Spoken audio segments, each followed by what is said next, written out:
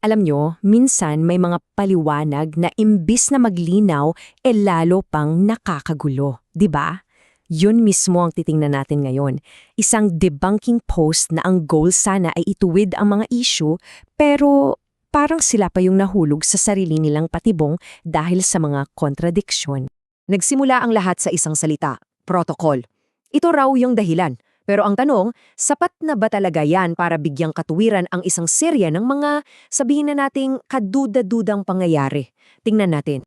So, heto na nga, may isang post na ang layunin ay magpaliwanag.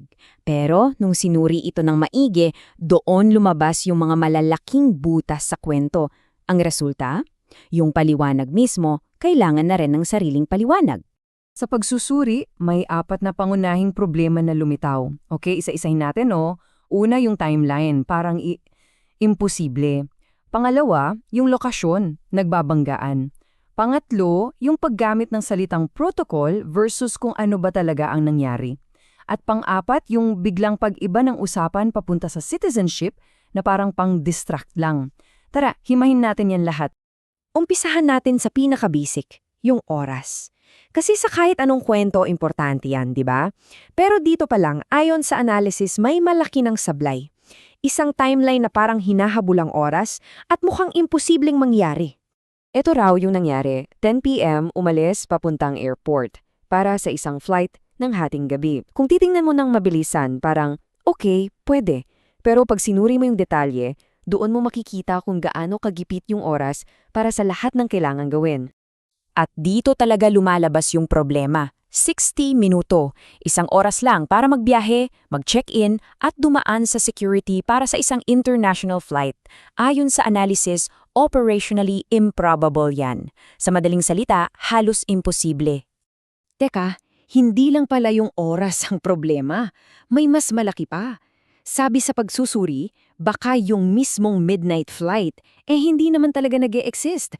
Kasi yung records ng airline, ang nakalagay na flights 3:15 ng madaling araw o 5 o'clock ng umaga.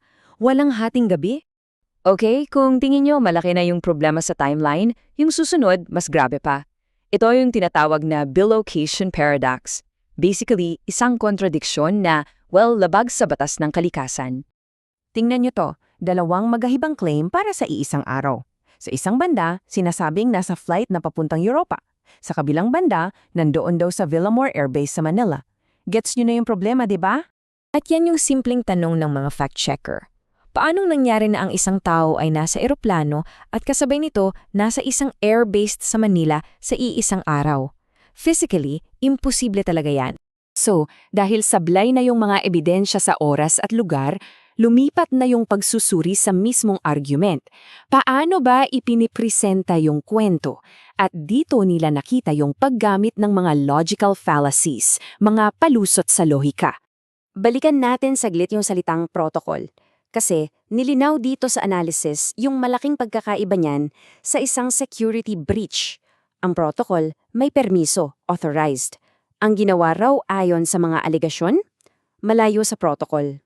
Ito yung unang palusot na nakita, ang genetic fallacy. Dito, yung argumento, hinuhusgahan hindi base sa kung totoo ba o hindi, kundi base sa kung sino yung nagsabi o saan nanggaling. Halimbawa, yung pagbanggit sa pamilya. Imbes na sagutin yung tanong tungkol sa pondo ng biyahe, iniba yung usapan papunta sa isang bagay na wala namang direktang kinalaman. Classic deflection. Sunod naman, yung paboritong tactic ng marami, ang ad hominem. Ito yung kapag hindi mo na masagot yung ebidensya, yung tao na lang mismo ang tirahin mo. Personalan na. O eto yung example, tinawag na troublemaker o double agent yung nag-aakusa. Kitang-kita, 'di ba? Imbes na harapin yung issue, sinisiraan na lang yung naglalabas ng issue. At dahil sa lahat ng ito, nagbukas tuloy ng mas malalalim na tanong yung pagsusuri. Mga tanong na tungkol na sa batas, sa konstitusyon, tungkol sa dual citizenship, sa mga opisyal na gawain, at sa konsepto ng dual allegiance. So pagkatapos dumaan sa butas ng karayom yung timeline, yung lokasyon, at yung mga argumento, ano na yung naging hatol? Ano ang konklusyon ng buong analysis na to? Well, heto yung summary. Malinaw na malinaw. Yung timeline, imposible sa numero. Yung lokasyon, imposible sa totoong buhay. At yung argumento, dahil puno ng palusot, kulang na kulang sa tunay na patunay. At dito yung napaka-importanteng aral, di ba? Kung ikaw ang magsasabing dinidebunk mo ang isang bagay, well, sa'yo nakasalalay yung bigat ng pagpapatunay. Hindi pwedeng puro salita lang, kailangan mo ng solidong ebidensya. Yun ang tinatawag na burden of proof. Dahil ang katotohanan, kayang patunayan. Ibang-iba ang kwento-kwento lang kumpara sa mga ebidensya na hindi nagsisinungaling, tulad ng flight manifests, logs sa airport, o kahit GPS data. Yan ang mga matitibay na pruweba. At ito na siguro ang pinakasummary ng lahat. Yung katotohanang may pasaporte ka at kaya mong bumiyahe, hindi yun sagot sa mga importanteng tanong. Hindi nito pinapatunayan kung lehitimo ba ang biyahe mo o saan galing ang pondo para dito. Kaya mula sa kasong ito, makakabuo tayo ng isang simpleng checklist para sa lahat. Number 1, suriin yung timeline. Number 2, hanapin ang mga kontradiksyon. Number 3, alamin kung may mga palusot sa argumento. At number 4, at pinaka-importante, humingi ng totoong ebidensya, hindi lang basta kwento. Kaya iiwan namin sa inyo ang tanong na to.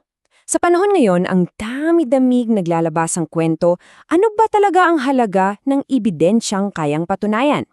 Sana gamitin natin tong mga aral na to, hindi lang para humusga sa iba, kundi para patibayin din ang sarili nating pag-intindi sa kung ano ba talaga ang totoo.